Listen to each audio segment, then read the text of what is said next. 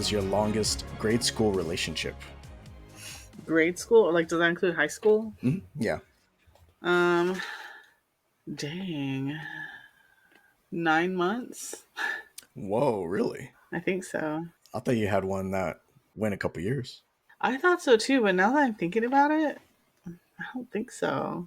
Who was that with? I would say Johnny. Johnny? Yeah, that's what I was thinking too. I was with the same guy all through college, so that was 4 years. And then now I've been with the same guy for 15 years. Yeah, as I've gotten older, the relationships have gotten longer. Well, that's good. Better than mine, I feel like. I didn't date a whole lot when I was in grade school.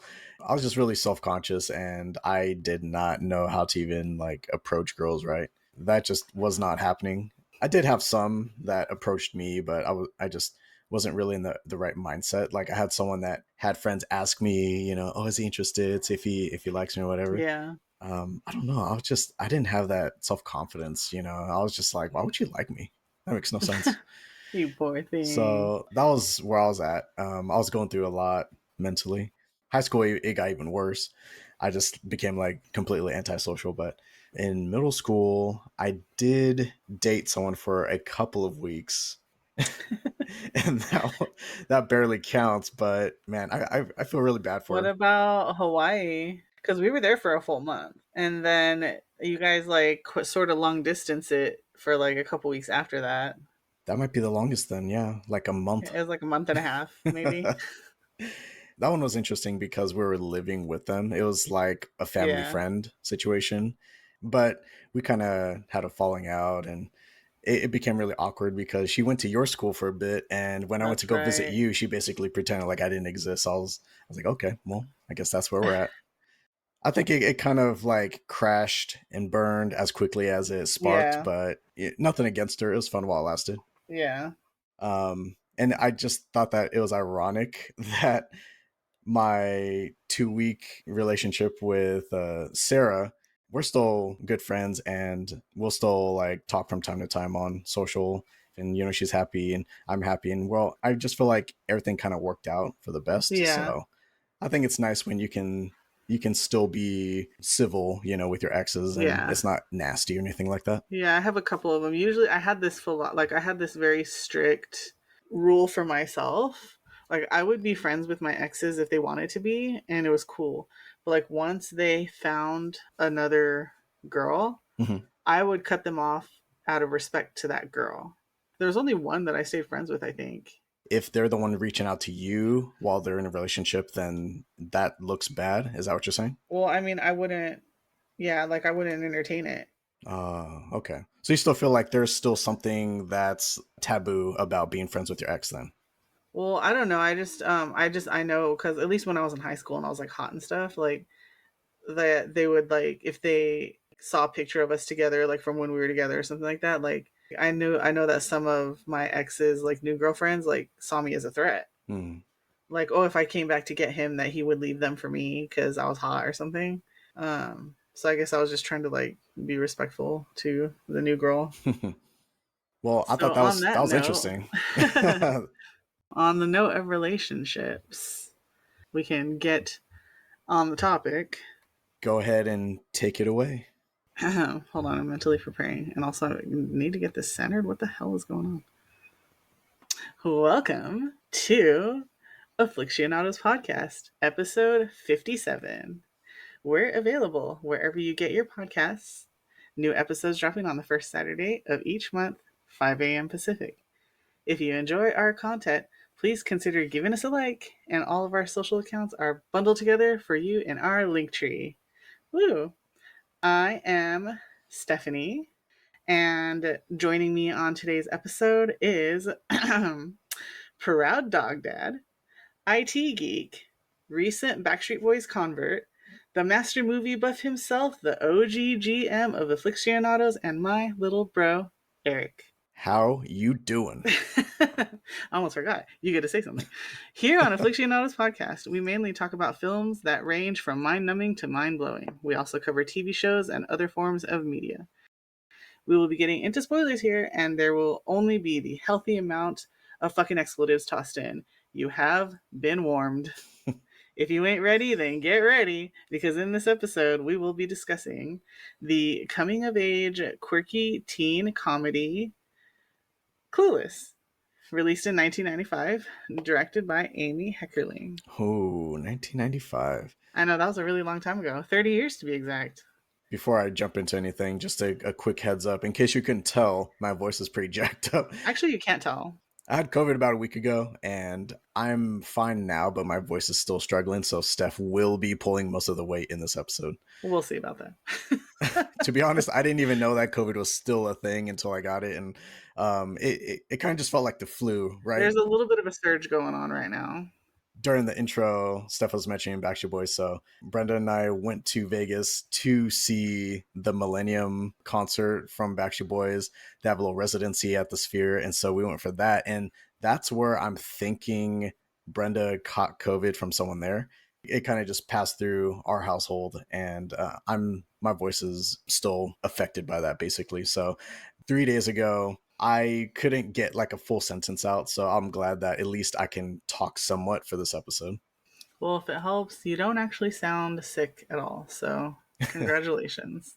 You have your water nearby? I do, yeah, and I have my liquid courage here. I got this peach mango bang, so let's fucking go. Well, dang. Yeah, so it's interesting because Clueless is a movie that came out in 1995 when I was 8 years old. And to me, it was a girl movie.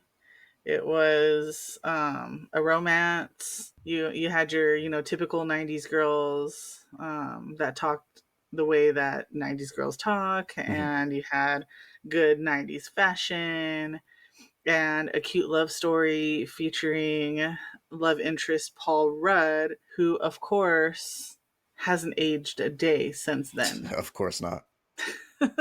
Now, when this movie was coming out, did it speak to you immediately, or did you kind of like go see it from like your friends suggesting it to you?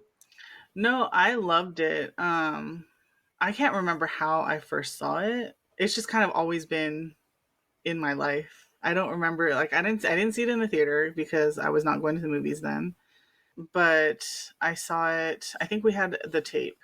You weren't really into going to movies around that time? Well, I'm sure I had been to movies like here and there, like some Disney movies or whatever. At 8 years old, Clueless was not the movie that I was trying to see. I don't think I saw it right away. I don't think I saw it until I was a little bit older. Until it was But out when I on did see video? it, yeah, well, I mean, probably a few years later, like maybe when I was like 10, 11, 12, maybe. And when I did see it, I did like it. But yeah, like I said, it was just kind of, it was a chick flick to me at the time. Mhm. I didn't know then what I know now, which is that it is based on a Jane Austen book, Emma. And Emma is pretty much about the exact same thing. So, the main character is trying to play matchmaker, and sometimes she gets it right, sometimes she messes it up. It gets complicated for herself, it gets complicated for other people. And in the end, she ends up, you know, falling for the dude that was just kind of her friend. Now, let me ask you this then. Did this movie make you want to go read that book? Actually, it did. I kind of want to check it out now, too. That's cool. Actually, I mean, I don't think guys were exactly Jane Austen's target, and No. I'm not sure a lot of guys actually read too much Jane Austen. So yeah, that's actually pretty cool that you'd want to read the book. So, this 1815 novel, Emma, apparently Jane admitted that she wrote this character knowing full well that no one was really going to like her other than Jane herself. Yes, I did read that. And actually, the interesting thing is, I read somewhere, and I was trying to find it, but I can't find it again. But I read somewhere that when Amy Heckerling was writing this movie, that she wanted to portray Cher as like she didn't want her to be likable. That she wanted, she's snobby, she's Closer um, to the novel in some sense. yeah, go closer to, I guess, what most people's idea of a snobby rich girl would be. Very like self-centered and selfish. But as she was writing her, she started to love her, and she kind of turned into the Cher that she is. And she's still, I mean, she's still a rich girl. She's still, spoiled and stuff like that. But she does have a decent heart, and she Sure. really tries to do good, even if it's a little misguided. What I like about this movie is that it does share a lot of similarities, the structure of the character and all in the story and all that from Emma. Yeah. But since that was in the 1800s, what's cool about it is that they're basically taking a similar character and dropping her in like what was then modern day. And so Yeah. it's like now we're seeing what someone like that, how they would see the world through like rose colored glasses in a modern day Hmm. Beverly Hills. I know. And another thing that I think is interesting is that if you've ever read a Jane Austen novel, or novels from that time, the vocabulary is a lot more sophisticated than what we have now. But in Clueless, they kind of have a better vocabulary than I think any teen at that age would have nowadays. True. So it's interesting because they know all these nice big words, but at the same time, Cher's not exactly super smart. No, You know she what I is mean? kind of, yeah, kind of ditzy. But the thing Yeah, and is, like all her debate speeches are just pulled out of her ass, and what I think is kind of endearing about the character is that it's not that she's dumb necessarily. She doesn't carry herself as intelligently as she can, as she's capable of being. hmm she's just naive. She's pretty naive. Exactly. Don't really like worry about like anything else outside of her personal bubble. But you do see little hints of the fact that she is intelligent if she applies herself. Yeah. Well, starting out, let's go ahead and introduce Cher then. Yep. So basically, Cher Horowitz, played by Alicia Silverstone. R.I.P. I'm just kidding. I was gonna say there is an RIP in this movie though, so I want to say like this movie kind of boosted her popularity. Did you know who she was before this movie? Because I don't think I Nah, saw her in anything. I feel like yeah, she kind of blew up after this for a little while at least. Yeah, this was a huge role for her. Yeah, so she goes to she lives in Beverly Hills, and she goes to a rich school called Bronson Alcott High School. I wonder if She's that's real. stylish. She's popular. Is it? I don't That's know. I interesting. wonder. Oh, yeah, we'll have to look that up. And she's like we mentioned, she's a little naive, but well-meaning. She lives in her giant Beverly Hills mansion with her lawyer father, whom they call Mel. Melvin or Mel for sure. How do they pronounce Dan? He's played by Dan Hedaya. That's what I'm assuming. Cool. So yeah, he Mel has he's kind of a cranky dude. He's a cranky dad, but when it comes to Cher, he bends a little for her. He definitely has more of a soft spot for her. To everyone else, he's kind of a hard ass. You know, he kind of is Oh that yeah. way to her too, but he does go a little bit easier on her. Oh definitely. That's his little girl, you know. Yep. And if we find out that Cher's mom is not in the picture, she passed away when Cher was a baby during a routine liposuction. It's weird how they kind of address this missing parent because they kind of do it in a comedic way. And I mean, not that like it's funny that her mom died, but it's just like, yeah, you know, my mom died getting liposuction, whatever. I think she just doesn't know. I mean, when parents die when you're a baby, like you don't really miss them, Right, right? right. You never really knew what it was like to have them around. Yeah. But they have this portrait of her, a painting of her in the entryway. Mhm. Cher calls her a Betty. And just the way that she said it, you know, routine liposuction, like I everyone know. gets that done at some point in their life. Everyone gets liposuction Maybe in done. Beverly Hills, but not everywhere else. Seriously. So then we're introduced to Cher's best friend Dion, played by Stacey Dash, and she is also wealthy and stylish, and both of them were named after famous singers. Ooh. I didn't know that Dion was named after a singer. So Cher is obviously Cher, Right, right. and Dion is probably Dionne Warwick. Oh, okay, okay. They get in the car together and they go to school, right? Which is funny because Wait, hold on. There's a couple things I wanted to address here. oh, So okay, go first, for it. I had the biggest crush on Stacey Dash in this movie because she is gorgeous. Even like watching it back today, man, Stacey Dash was hot back then. It was crazy. Wow. Did you ever, was she, can you say that she was your first celebrity crush? No, definitely not my first, but man, yeah, there's just like something really, I don't know. It's just like she was well put together in this movie, and she already had that natural beauty to begin with, Oh, and she yeah. just had.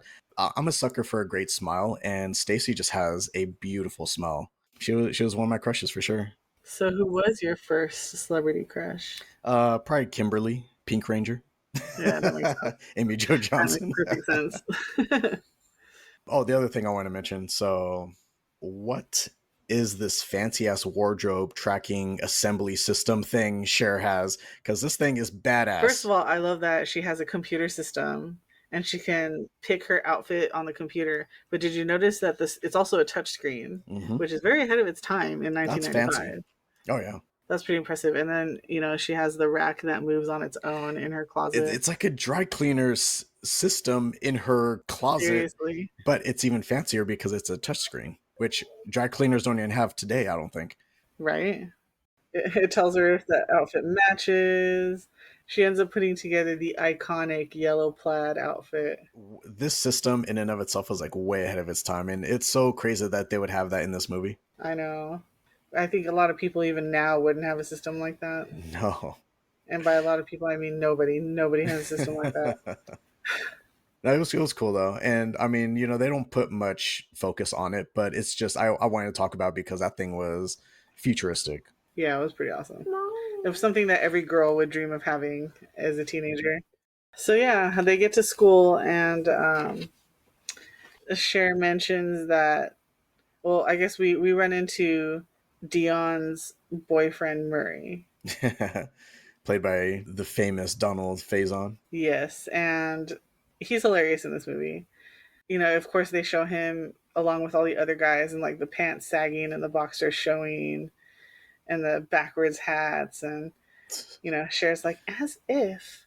I think it's like maybe a little bit after this introduction of Murray, but she was talking about like how guys in high school basically just dress like they just woke up out of bed and threw like whatever on. And she only dates college guys and she thinks Dion should too, but she's with Murray and she's more or less happy every once in a while. Right, right. And a couple other notable high school people that they go to school with. One of the students is Amber, played by Elisa Donovan, and Elton, played by Jeremy Sisto, whom pop up, all throughout the movie at some point. So Hmm. yeah, we'll be seeing a lot of them later. Travis. He becomes like an actual important character once Ty is introduced. Oh, yeah. So, yeah, Travis played by Brecken Meyer. He's actually funny. Like he has some funny facial expressions. Oh, yeah. Mr. Holland and Miss Geist, played by Wallace Shawn and Twink Kaplan, respectively. Some of these names, I swear. Yeah. Carrying on. Oh, of course. And did we mention Josh, played by Paul Rudd? He's not a high school kid though. The ageless Paul Rudd. The ageless Paul Rudd, who is probably already 50 in this movie, and he plays her step brother, Yeah, Mel's ex-wife's Mel's son. stepson. So they're not related by blood at all. Just to make Right. that clear. Brief marriage. What's cool about Mel is like he explains that even though he divorced the wife, he didn't divorce the stepson. He still loves Josh like his own son. Which is cute. Yeah, that kind of reminds me of a Travis Barker. He was with the whoever was married to Oscar De La Hoya at some point. So he Okay. was with her, and she brought her daughter with Oscar De La Hoya. But of course, they didn't stay together. But Travis still to this day treats her like his daughter, No and so like way. he'll post Wow. like for like family occasions and stuff, family trips. It's always like his kids, and she's always there. That's cool. Yeah, it's cute because yeah, obviously he didn't stay with her mom, but he raised her from when she was a baby. So Ooh, another thing I loved about this movie is that they're kind of showing the culture of high school around that time. oh man, yeah, it's so funny because they go to debate class and they have a couple, they just have like the kids that are just not paying attention and All the you, you know fashion. all the fashion, the kids with their like legs on the desk and I think was it Amber and Cher make their little debate speeches, and it's funny because in this scene, Cher's talking about the Haitians needing aid in Haiti, probably due to hurricane. I feel like it's always a hurricane, but she mispronounced Haitians as Haitian, Haitians, yeah. I noticed that too. and it turns out that Alicia Silverstone actually like accidentally mispronounced it, and they just kept it because it sounded very Cher of her, you know? Like she actually pronounced it that way and didn't realize that that's not how you pronounce it. And they just didn't bother to correct her. They just left it. And also love the culture that they're showing here. I love that a lot of people have beepers and cell phones. Just the rich people. Well, everyone that goes to I school is think it's like kind of rich, so. I think it's like just Dion, probably like just Dion and Cher, and I don't know, maybe Amber has one too, but I don't think it ever shows it. And it's so redundant, right? But the thing is, around this time, cell phones were only owned by like really wealthy professionals, like doctors and lawyers and shit. They weren't like the big box ones either. That's why I think it's so funny to see them with students with cell phones back then, because that made them so fucking extra pretentious that like I high know. schoolers had cell phones back then. 8 to 10 years later, when I was in high school, I had to fight for a cell phone, and they were only just then becoming widespread. Yeah, nowadays, everyone has a cell phone. Kids have cell phones, right? But back then, no one had a cell phone unless you were like really wealthy. And it's usually only like Yeah, really important people that had them. yeah, or like a car phone. A car. Remember when car phones were a thing? Right, exactly. You'd have a phone in your center console on a cord. Times have changed. I know. Now, just your whole life's in your hand, Yep. in your phone. It wasn't even a smartphone, it was just a cell phone. Yep. Yeah. So then, at the end of the class, Mr. Hall hands out report cards and Cher's grades. Both Cher and Dion aren't happy with their grades, but Cher especially is not happy with her grades. She knows her dad's not going to be happy, but apparently she makes it regular practice to argue her way to better grades or manipulate her way to better It's just grades. expected. Yeah, and it's funny because later on, when her dad sees her report card and her grades are better, he's all proud of her. I like the way that he does it because he always kind of comes at her like he's angry, but he's just like, sure, Yeah, what is this? And then she's like, well, daddy, I had to like talk my way to a better grade. And he's just like, oh, okay. and he's like, I couldn't be prouder, kind of thing. Because obviously he's a lawyer, so the fact that she was able to argue her way into Exactly. better grades is like a point of Never pride been for him. prouder. But the thing is, there's one teacher that she can't convince, and that's Mr. Hall, who is Wallace Shawn. So Cher decides that the only way to convince Mr. Hall to raise her grade is to help him become happy. And how can she do that? She decides to try and set up the only other single teacher there, which is Miss Geist, with him. Oh, poor Miss Geist. I know. She's sweet. Um so she starts by slipping a love note into Miss Geist's box, and so she's like, oh, I wonder who this is from, kind of thing, or I don't know if she signed it from him. Hmm. But then she'll slip in, like talking to Mr. Hall, and like she'll say something nice about him and be like, oh, Miss Geist was right about you, and so like kind of just planting the seed in both of them. Dion's her Her like, wingman. yeah, in this whole situation, like she has her back. They're kind of doing it together. Yeah, and they give Miss Geist a little mini makeover, and they end up seeing them flirting like outside their cars. Miss Geist is super happy, and then Mr. Hall eventually is able to give in and raise Cher's grade for no reason whatsoever. Almost like a rising tide raises all boats sort of situation, because she was doing it to raise her own grade, but in turn he started being lenient on everyone else, and so everyone started getting a better grade, and so they're all like giving Cher props and shit. They're giving I her a know, round of like applause. applause in lunch at lunch and stuff. Yeah.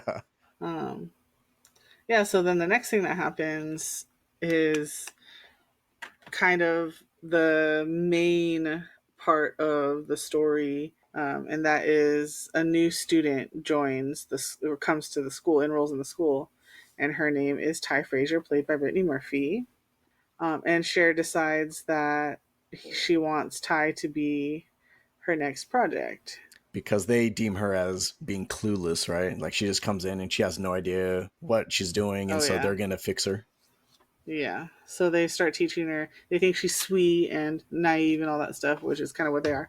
But they start like trying to help her fix her fashion and her vocabulary, and Cher kind of starts training her on exercising, and they fix like they wash the dye out of her hair and all kinds of stuff. I actually really enjoyed this Ty character. I thought Brittany was very cute as her, I and know the she's character cute. was completely a fish out of water, right? Going to the school, and but the thing is, I also like that Brittany kind of got to show off a little feistiness later on, Yeah, when she starts getting a little full of herself. a little bit more confident. Yeah, Yeah, but even from the get go, Ty kind of hits it off with Travis, but Cher is kind of like, in she disapproves. 1995 slang, she's kind of like, oh, he's a stoner, and like they kind of belong over there, like getting high is just for like weekend parties and not for all the time, kind of thing, which probably is solid advice. But even Cher herself, like, would partake, during social gatherings on Only weekends, at but not parties. not during, not during the week, not at school. Yeah, She has to maintain her academics and her reputation and all that stuff. at least she had some self control. Yeah, so there's this Elton guy, which I mean, this dude has been hanging on Cher like for half the movie anyway, and yet Cher's like, I'm gonna try and hook Ty up with him, and it's pretty obvious that Elton's into her, but she's trying really really hard to set him up with Ty. Because she's strict in her, Her no high school boys. yeah, her rule of like not dating a high school guy. But do you think that Elton would have made a good boyfriend to share, or do you think like they weren't really compatible? Uh, I feel like he was actually more of a representation of how I guess I imagine people see snobby rich people. Hmm. So he was like more snobby, more arrogant, rather than at least having like decent intentions and whatnot, like Cher. So he's supposed to be like the hot guy of the school, right? Was Elton actually hot? Eh, he honestly, it's funny because he kind of reminded me of Danny Zuko Interesting. I a wasn't little bit, expecting that. but like more of a jerk. Like I wasn't attracted to him because I just kind of saw him as a jerk. But Hmm. I guess superficially, like yeah, he's attractive. And I mean, not to mention that his family had money, so that probably helped make him seem more attractive. But yeah, Cher spends a lot of time trying to hook them up, and Ty ends up thinking that there's a chance and like develops a crush on him or whatever. So when eventually, Elton reveals that he's into Cher, it breaks Ty's heart. Um, but so basically they go to a party, and Ty ends up hurting herself, and Cher's like, Elton, come help me. And Elton help, kind of takes Ty and takes her to dance and makes her feel better. But when they You're leave, making it seem like Ty's like really clumsy. She got hit in the face with a shoe. yeah, somebody like kicked their foot and their shoe flew off and hit her in the head. And And then she like hit her head on the light when she sat up. yeah, poor thing. I wonder if that was actually scripted or I not. know, right? But yeah, when they're leaving, Elton's very adamant on taking Cher with him. So he ends up like at some point like pulling over and like assaulting her basically, and she's like, ew, get off, kind of And this thing. isn't a nice part of town. They're They in the emphasize valley. multiple times Yeah. they're in Sun Valley, which I don't know what the reputation is for Sun Valley, but it definitely isn't Beverly Hills. It's basically like the San Bernardino of the LA area. Damn. When I think of LA, that Sun Valley area is kind of what I expect to see. I know, right? Um, yeah, so then Cher gets out of the car and she's just like, leave me alone. And Elton's like, fine. And he drives off. And so they're in front of like some seedy liquor store. Cher is trying to call somebody. And right when she's trying to call somebody, I don't know if she was trying to call Josh or if she was trying to call somebody else, but somebody like holds her up at gunpoint and takes all her stuff. And it's so funny because That's she actually was pretty kind of like, scary. oh, I know, like she wasn't like scared. She was more like, She seemed more annoyed. yeah. And so she's just like he takes her phone and he takes her purse. He tells her to lay on the floor face down. And she's like, but my dress. And he's like, I don't care, kind of thing. Yeah, I mean, this is actually like a scary situation to be in, but I feel like her being like kind of like whiny is playing to the campiness of the movie. Yeah, exactly. It's funny. Yeah, I definitely was amused, but she ends up having to use a payphone if anybody knows what a payphone is. And she calls Josh and he comes and picks her up. Which is funny because at some point her dad, while she was still at the party, her dad calls her and is like, "I want you walking through this door in 20 minutes." And then you never hear from him again.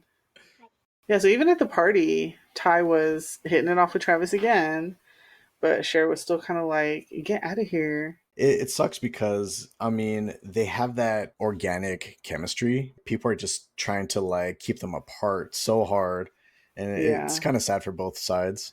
They obviously, had a chemistry from the get go, but Cher's the one who kind of decides that he's not right for her Mm, and tries to keep them apart as Cher is trying to help Ty, trying to mentor her and trying to improve.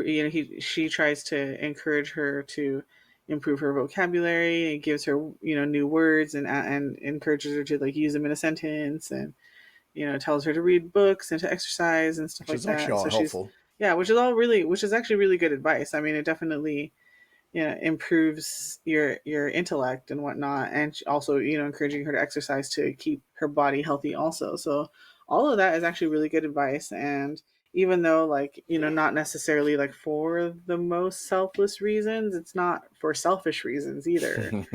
So Josh is actually kind of witnessing this from the side, seeing the way that she tries to help and just witnessing her sincerity and stuff like that. So Mm,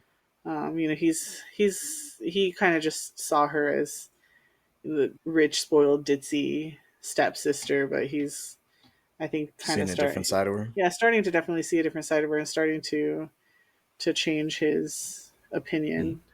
He's been staying with Cher and Mel, I mean, they got enough space. That mansion looks like it has like 10 bedrooms right? And then he's helping Mel with a big case. because he actually wants to be a an attorney himself, right? Yeah, so he's like helping him organize paperwork and find evidence or I don't know, It's whatever. actually kind of cool. Mel likes Josh, and Josh is actually kind of, he, in a lot of ways, he's kind of the son that Mel didn't have, and Yeah, he's following in his footsteps. And yeah, so, and they seem to get along pretty well. Kind of how I am with Nadia's mom because even though obviously she loves her kids, but neither of them ever wanted to follow in her footsteps, mhm, and so she really took me under her wing. you guys hit it off. Yeah, and definitely she sees me as the extra daughter that followed in her footsteps. I can see that, the way Mel is with Josh. It's cute. Then enters another character. So earlier they mentioned, Mr. Hall, calls when he's calling attendance, he calls for a Christian and shares like, oh, Christian's parents split up and they share custody, so he spends one semester over there and one semester here.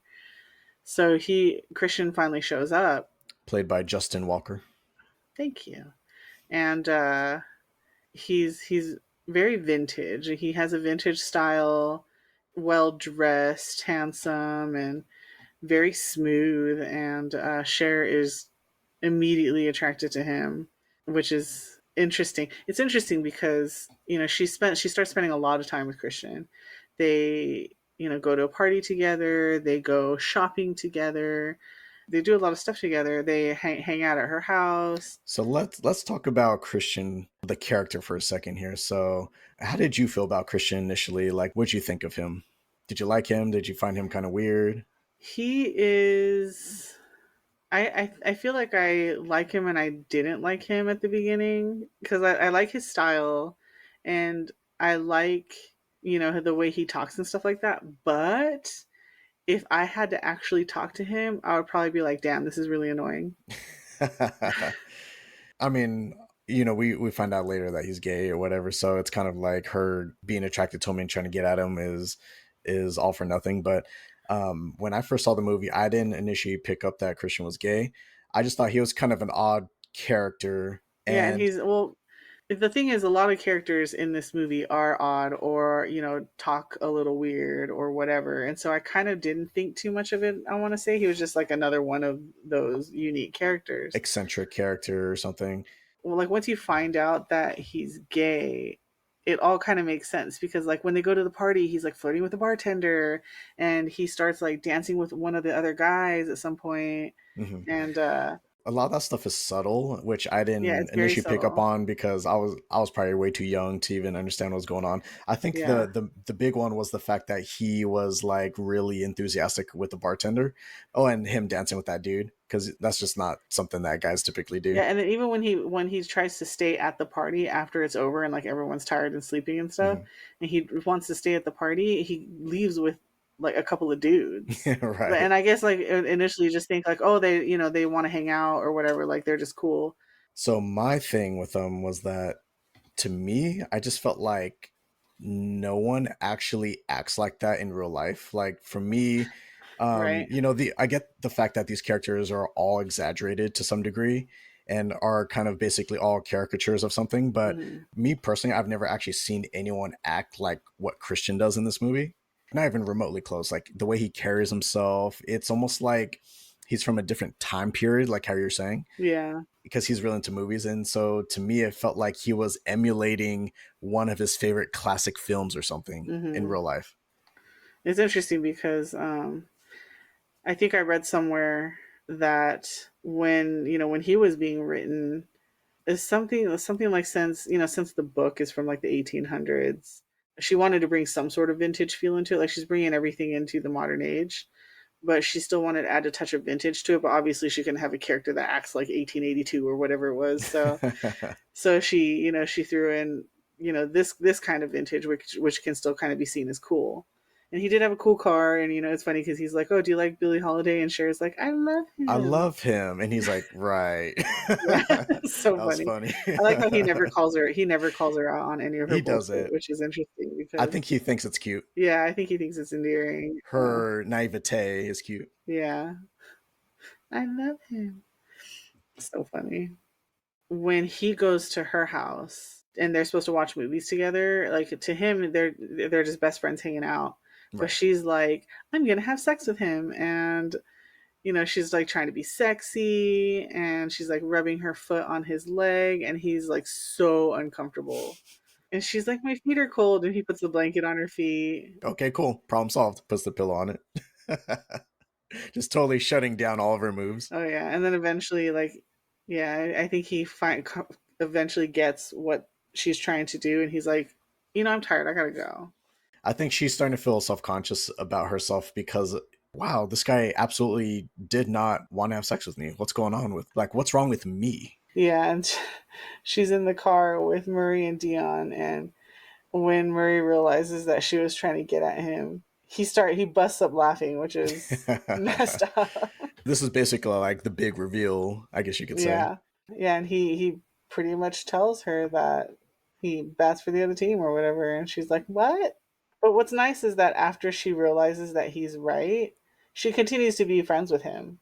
Right, And right. so like Yeah. later on, they're at the mall together, and Sharon and Christian are shopping, and Ty's there flirting with a couple of guys. But these dumbasses, ugh, I hate this part because I don't like heights. Yeah. She's sitting on the first of all, why is she sitting on the edge when it's so high? Like, what if she just accidentally fell back? She'd be dead. But these guys like try to mess with her, and they like flip her back. Pull me back up, kind of thing. It's And kind of a strange scene, yeah. oh gosh, and Christian comes over and like pulls her up. Thank goodness. And I was like, what if he startled the dudes and they accidentally let her go? Right? Like, I'm getting tingles in my toes Just thinking about thinking it. about it. But yeah, Christian pulls her back up and like shoves the guy, and he's like, "What the hell? She could have died or whatever." It seemed like they were trying to impress her by like almost killing her, which made no fucking sense. Yeah, I feel like guys don't know what the heck they're doing when they're that age. Like they do crap like that. Like, oh, let me show you how edgy we can be by. I don't know. Like I don't even know what. It's one thing to like put yourself in danger, but not put someone else in danger. Yeah, because she was like, "Oh, what would happen if would you catch me if I fell backward?" Or so I don't know. Let's see. she's right. Like not that she like deserved it or anything like that, but like she did bring it up. And so I guess they decided that it would be cute to show her that they would catch her or whatever. And I don't know. But You know what that question reminds me of?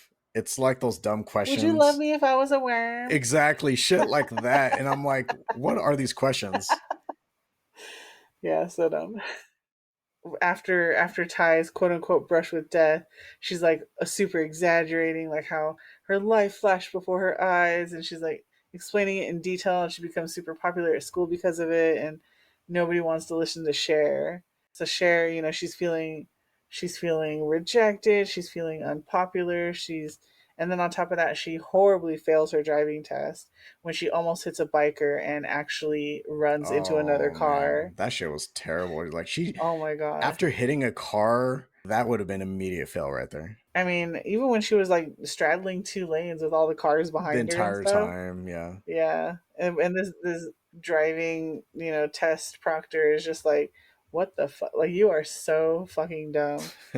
And then when she does all that and hits the other car and stuff, he's just like, wow, Yeah. how did you even get your permit? Just Have you not killed someone it, already? yeah, exactly. So, speaking of driving, I forgot to mention earlier, she was with Murray and Dion, and like Murray's kind of teaching Dion how to drive. That may have been my favorite part of the entire movie. Because they get on the freeway. I love that scene and like how So he's like, "Woman, funny. what are you doing?" And she like accidentally drives onto the freeway. And they are all of them are losing their minds. Like, rich people don't drive on the freeway, I guess. I think it's because she's a new driver, and that's driving on the freeway is always very intimidating when you're a new driver. And I feel like every new driver kind of has to go through that in some degree. For me, I've been in situations like that where I mess up one thing and then it just starts escalating and snowballing. And I'm like, oh, no, I'm just like super freaking out. And like drivers around me are all mad at me. And a lot of that stuff is pretty cringy to think about. But I was cracking up so much on the scene because I totally get where they're coming from. These poor kids. And actually, a little sidebar here. I do have an embarrassing car moment that I guess I can share really quick.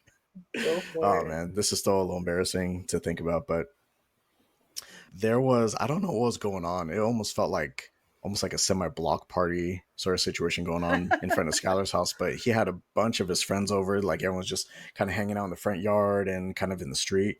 And so I roll up and I'm trying to be all cool, right? And I'm just like, hey, what's going on here?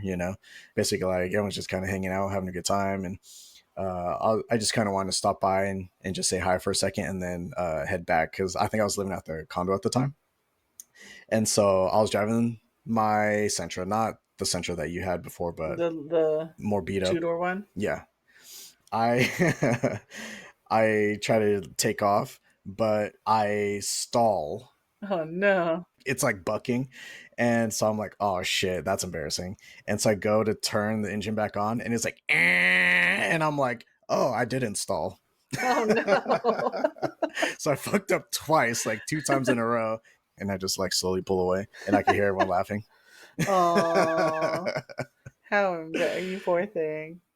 I mean, it's a fun story now, but I wanted to fucking die in that moment. Oh. I wonder if he still remembers that. I should ask Skylar. You still talk to him? I do, yeah. That's good. Yeah, from time to time. That's good. That was my embarrassing car story. I know I still have embarrassing car moments, but I think thankfully my car has 360 camera, and that has helped things a lot. Hmm. There was this one time where it was pouring rain, and I was trying to squeeze into this tiny little spot in my giant ass SUV, Hmm. and I ended up bumping the car next to me. Oh, shit.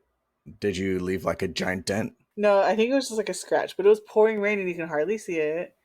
And I was like, I was like, I don't know if anyone, like, I don't even know if the camera reaches that far. But even if it did, like, it was pouring pretty bad, so I don't think you Hmm. could see anything. Maybe the rain And helped lubricate it, so right, there was so it wasn't less so bad. damage. But I never found that car again, and nobody ever like came and arrested me. So I guess I got away with it. Oh, damn. I remember that day though, I was just like so scared. I was like, oh my god, they're coming for me. They're coming for me. The FBI is going to find me. They're gonna see it in the camera, and the FBI is gonna come for It's me. the FBI, the CIA, and the National Guard are coming for me. That's right. So after her driving test, Ty is at her house. Everything for Cher right now is hitting. She's like hitting rock bottom, Yeah, right? just So it's exactly. everything is going to shit. So like she's not popular at school anymore. She failed her driving test. She feels as low as she can, and then Ty comes over and she's like, I want to burn all my Elton stuff. So, they turn on the fireplace and they start doing that. But then Ty admits that she has feelings for Josh and Cher. She's asking for Cher's help to get him. And Cher's just kind of like, oh, I don't think he's right for you, sort of thing. And Damn. Ty gets all offended and like fully insults her. You're just a virgin who can't even drive. That's such a famous line. Like I love I that line. know. And just the way that Brittany Murphy delivers as Ty, because she kind of has like that little like head cock and Oh yeah. everything, Yeah. showing that attitude, that sass. And yeah, just Cher just feels like she's hit bottom for a high school girl. She felt like she got kicked while she was down. Yeah, and it's funny because she just like she's like I'm gonna go take a walk, so she goes out walking, and This is funny. and she's like contemplating her entire life while she's out walking. Then she gets sidetracked by a little bit of shopping. So like the next scene, you see her like walking around the corner. She has a bag in her hand. She's having her like internal monologue, and she's like, "Ooh, I want that." I And so wonder if they she have that in my size. she like interrupts herself. Yeah, so silly. Yeah, But then she comes to the realization that she's in love with Josh, and that's why she was trying to keep tie away from Ty them. from getting with him, which is totally how it happens in the book, according to what I read. Oh, okay. Now I need to read the book. Um, Because during that moment, she was feeling totally clueless herself, and I like the fact that they keep kind of bringing that up, but they're using clueless in different scenarios. yeah, Hence the title of the movie. that's interesting.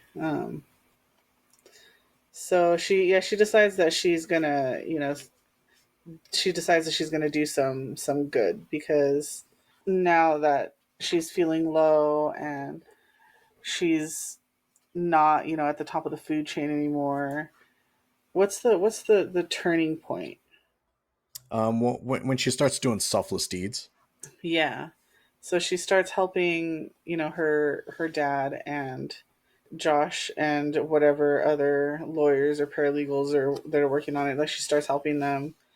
Um, Miss Geist is always trying to get the kids interested in philanthropic efforts. So I guess there was a some sort of disaster at Pismo Beach, which couldn't have been a hurricane because it's in California. So, there was some sort of disaster at Pismo Beach where I have yet to look up. Oh, it's a fictional event. Oh, is it really? Okay, Yeah, so there was a Pismo Beach disaster, which is a fictional event for the movie. Something happened because they're collecting cans and blankets and sheets and clothes and all kinds. It actually seems like a hurricane, even though it's California. right. But apparently, it seems like, oh, maybe it was like a mudslide. People lose their houses and stuff in mudslides. But she's like, people lost everything. Like she's like donating her skis, and her dad's like, Cher, I don't think they need your skis.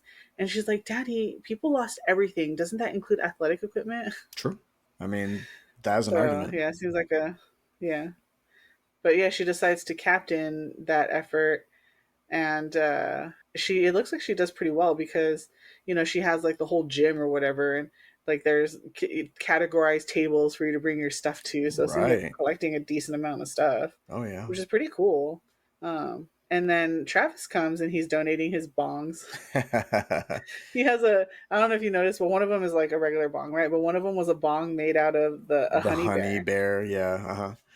And like I like how she's like, I Hilarious. guess kitchenware, and he's like, that's where I Yeah, keep I it guess too. kitchenware. So funny. Yeah, but while he's there, he reveals that he's in a 12-step program. And that's why he's Mm, donating the bongs.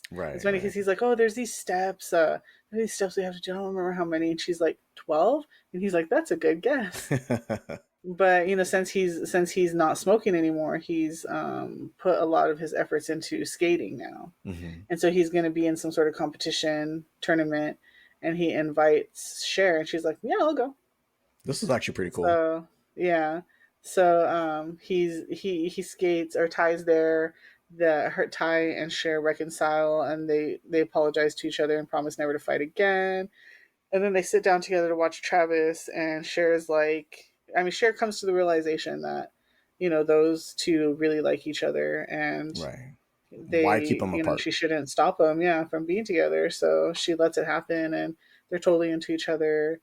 Um, Now, I want to give props to Ty here because it initially felt like them squashing their beef so quickly was kind of a rushed decision by the filmmakers. But I think of it like off screen, Ty kind of realized, at least to me, it seemed like the character kind of realized that she was kind of turning into a monster that hmm she didn't want to be a part of, and kind of made a conscious decision to revert back to who she was before meeting Sharon Dion.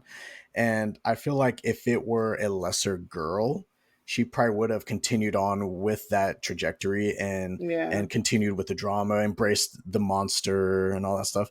But I think Ty was almost like too good of a person to allow that to happen. And so I think that made her squashing her beef with Cher that much easier. that's good. That's nice. Um, yeah, and then I guess when helping her dad with, their legal paperwork, she made a little boo boo, and one of her dad's guys yelled at her, and Josh was like, "Dude, like it was a mistake." He was like, dude, whatever, as He's like, if. "I'm calling in sick." That dude was a jerk. And Josh is like, "I know you were just trying to help," and of course she's like, "Is that really how everyone sees me?" kind of thing. Because at first he was like, "Well, why don't you just go shopping and you'll feel better or whatever," and she's like, Why are you sitting here doing boring shit with us? Like, you should do something "Yeah," fun, like go shopping.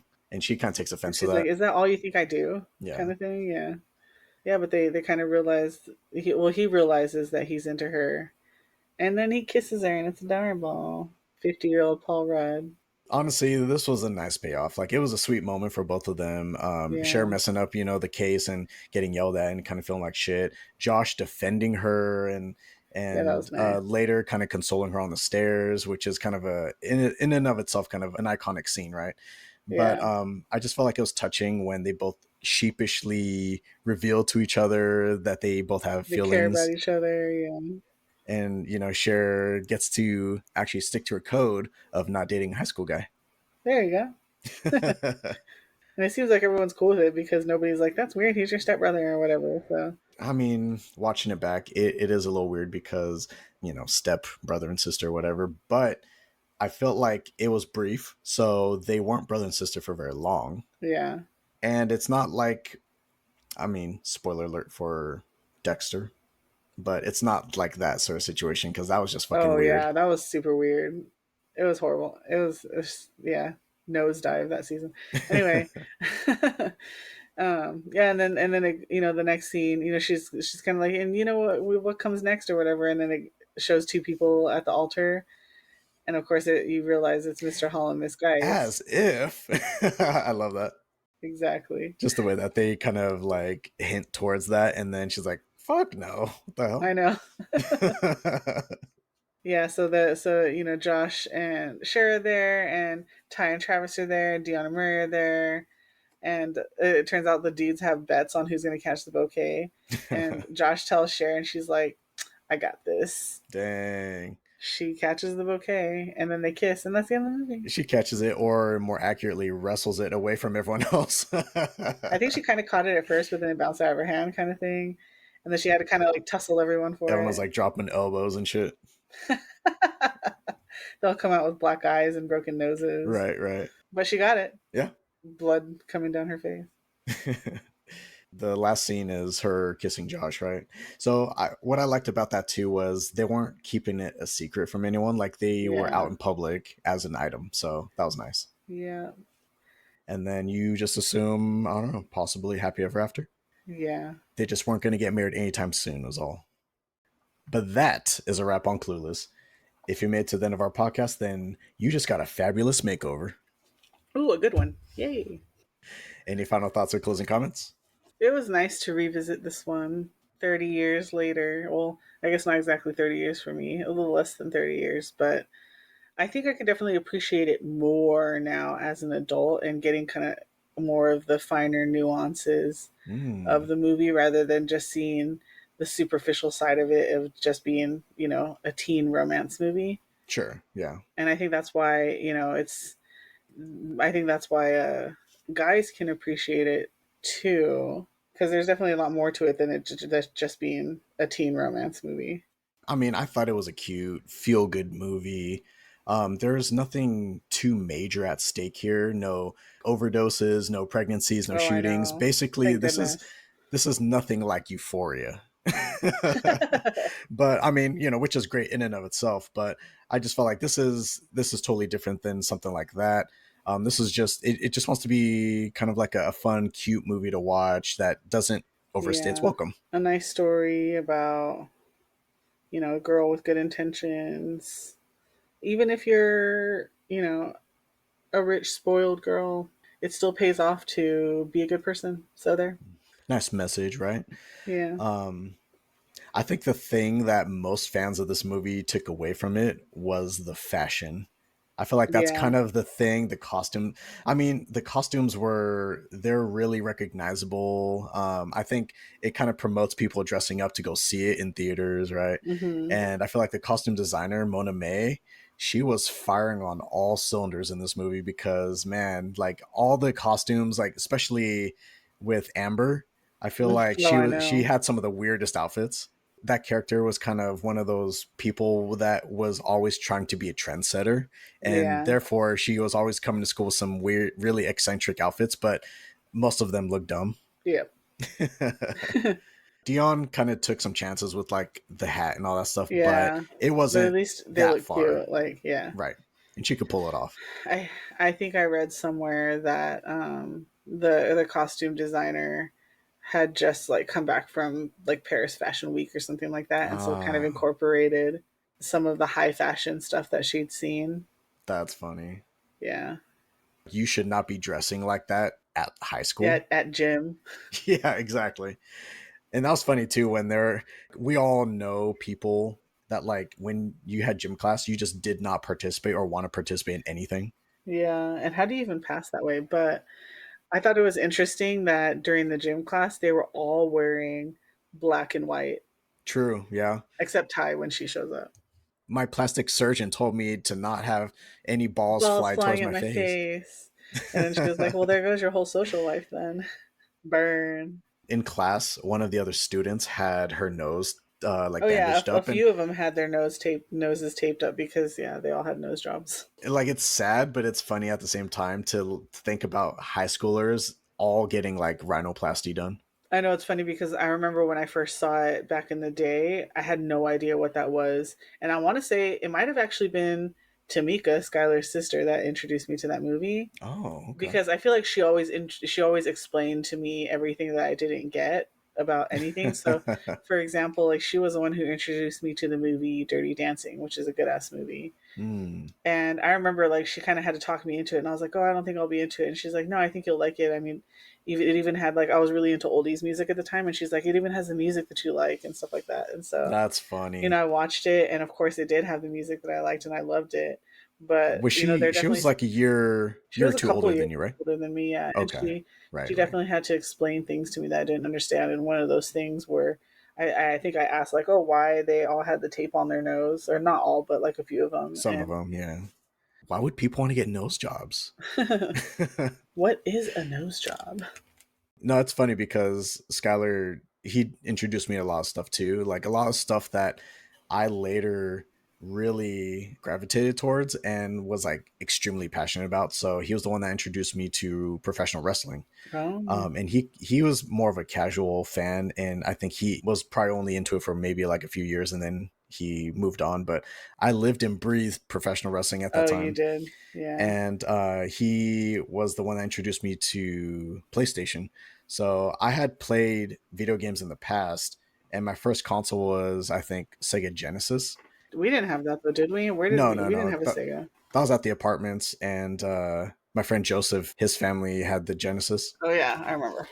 I played Sonic and whatever other games he had, and it just wasn't really speaking to me. So Mm, it took me a while to actually get into video games. And then once I played, I think it may have been Leslie's PlayStation, but Skylar and Leslie both played on it. And mm. watching them play that, I was like, man, I need to get one of these. These are Yeah, I was awesome. gonna say I think they had the advantage. Skylar had the advantage of having two older siblings to show him the way. Right, right. Exactly. He also introduced me to Pokemon. Oh wow. I think it started out with the game, the little Game Boy game. And so he had red, I had blue, and then we could trade. And, we would kind of almost like compete with each other, like, oh, yeah, like how far did you get? Did you get this badge from this gym and this and that? So that eventually led to us being super into the anime TV show. I was into Pokemon for a good few years there. Yeah, you when you would get obsessed with them for something, dang, would you get obsessed with something? Yeah. But yeah, getting back to Clueless, another thing that I really liked about the movie was the fun soundtrack. I felt like it just fits the atmosphere, and of course, the opening song "Kids in America," which is covered by the Muffs. I thought that was a nice song to kind of like lead us in, and Coolio's "Rolling with My Homies," like that's actually part of the plot. Yeah. So can't forget about that one. And then the random appearance of the Mighty Mighty Boss Tones. Oh, right, right. That was at the dance, right? Yeah, the college party. Oh, that's what it was. And then when they're having that little like photo shoot, it's playing that "All Right" song by Supergrass. Yeah, And even before we started recording, I was playing Supermodel just in the background. yeah, I I wanna know be a that supermodel. song. I always used to sing like in later elementary school. Oh, did you? Hmm. Yeah, those are just some of the songs that really stuck out for me. But it was a fun soundtrack. It is. Did you ever watch the TV show? Because that actually came out the same year this movie released. I did not. It's funny because Andrew brought that up yesterday too, and I was like, I'm not going to talk about the show. I You never weren't watched it. I super was never into it. into it. Yeah, I think the main thing about the TV show, what that was interesting, was that a lot of the cast members from the movie reprised their role for the TV show. but not Alicia Silverstone, right? No, she was replaced. The dad was replaced. Josh was replaced. I think Dion Murray, they came back Yeah. and they added some new characters, and like Mr. Hall and Miss Geist, they came back. But I think what I thought was kind of dumb, like how we were talking about retconning. Mm. So this came after the movie, and Hmm. so they retconned Cher's relationship with Josh completely. Like they just did not date at all. Anticlimactic, right? They just kissed once and that was it. Well, I think they just pretend like that never happened. Wow. Yeah, that was never a thing. And then he eventually, I think, got like written off the show. So Josh just wasn't an important character on the TV show at all. The TV show wasn't a major success. It only went on for I think like a couple seasons, and that was it. Lasted for a little while. Um, are you watching anything lately, film or TV? The Gilded Age. Oh shit! I've been obsessed with that lately, and now I'm caught up, which is depressing because now I have to wait till Sunday for the next episode. Are you one of those people where when you finish something like whether it's a book, a game, a TV show, movie, do you feel depressed after? Like you feel empty? I do feel a little bit empty, but I've gotten pretty good. Like if I feel particularly empty, like it feels really good, and I'm just like now what kind of thing, like Hmm. I want to keep consuming that one, but it's not there anymore. So now what am I supposed to do? I've gotten pretty good at like moving on to the next thing. So then at least I'm Nice. able to consume something. Right, right. Or do you ever just jump right back in? Like after you finish a show, do you just Oh, like start start it over? over? Yeah. No, I don't really do that. Oh, okay. Brenda does that Yeah. until she gets sick of it. Well, on my side, I'll just go through this pretty quick. I don't want to spend too much time on it. Brenda and I have watched Dexter Original Sin on HBO Max, which is the prequel to the Dexter TV show, and it's okay. I think a lot of it is, I think they were just trying too hard to just be the same exact characters from the original show, but they're like way younger, and it's just weird that like the characters essentially had no evolution because they were just always this way. And I don't think it was as well written as the original show, Okay. but it was fine. Sorry, does your hat say pink gorilla? Yes. Yeah, I actually got when I went to Vegas, I went to this game store called Pink Gorilla Games. And so yeah, Oh. I got the hat just to rock it. Well, I've been trying to read it now for like the last few minutes. Oh, it says it in English too. So If you don't have that much time and you're not that invested in Dexter, you can skip Original Sin. But I will say that Dexter New Blood is pretty damn good, which is Oh, like the okay. direct sequel to the original show. Dexter Resurrection is a direct sequel to New Blood. The show is still ongoing as of this recording, so I haven't finished it yet, but New Blood Resurrection recommend so far. And I actually haven't watched any of the new stuff since the original show, Right. but I want to. A lot of people were probably jaded by the end of Dexter. It's notorious for being one of the worst endings. Right? But I do want to watch them eventually. Okay, recommend. I'm not typically like a big TV show watcher. I'm more of a cinephile, so I Yeah, watch more exactly. movies than anything. Yeah. That and video games are my preferred consumption of intriguing stories. Oh, the last thing that we did watch was the new Superman. Oh, I saw that too. I actually really liked it. Same. And the new Superman. Hot corn sweat. Yeah, that guy.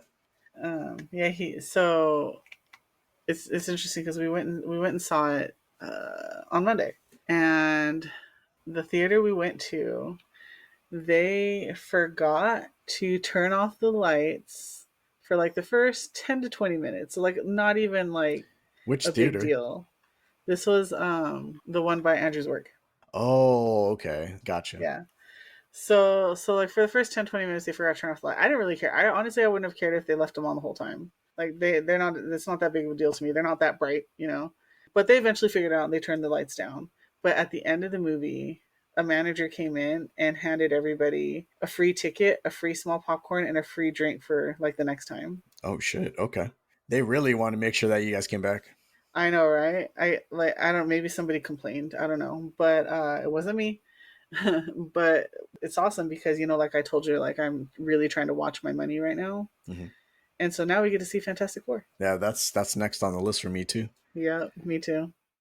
So, I mean, we definitely had to see Superman. Brenda is a big Superman fan. That's like one of her favorite Yeah, superheroes. Smallville and stuff, right? Exactly. Yeah, she loves Smallville, and she always, still to this day, I think Tom Welling is her favorite version of Oh, Superman. But I did like this new Superman. It's not perfect by any means. It certainly had a lot of like weird decisions that they made. Like they introduced a lot of characters and new elements mm-hmm. to Superman that I'm not used to. Like right out the gate, they're just like thrusting you in the middle of this like fight, and they're introducing like fucking robots and shit, and you're like, what the fuck is all this? And a dog, and so Yeah, I think these are all new elements. they didn't have to go through the whole backstory because, like, at this point, everyone knows the backstory. So that Oh, was I'm kind of nice so because then they sick don't of have to that shit. waste like 45 minutes on backstory or whatever. Exactly. I'm completely fine with them skipping an origin story. I'm cool I with that. yeah, I thought it was nice though that like he seemed so like small town wholesome. Like he never cursed. He would say like dang and stuff like that, Very wholesome. My thing though was that I think what kind of sets this apart from other movies is because I feel like in a lot of past Superman movies or TV shows, it starts off kind of lighthearted and then it gets serious. It kind of weighs down the story in the movie. Yeah. But for me, this is kind of lighthearted all throughout. And I Hmm. think it was kind of refreshing to watch. Like, this was just a fun movie to watch. Yeah, it was. It was. It still had heavy implications, but they kept it light for the most part, which yeah, I think you're right. But I did like him in the movie. Nice. I think it was a lot of fun. I agree. And with that said, I'll go ahead and close out.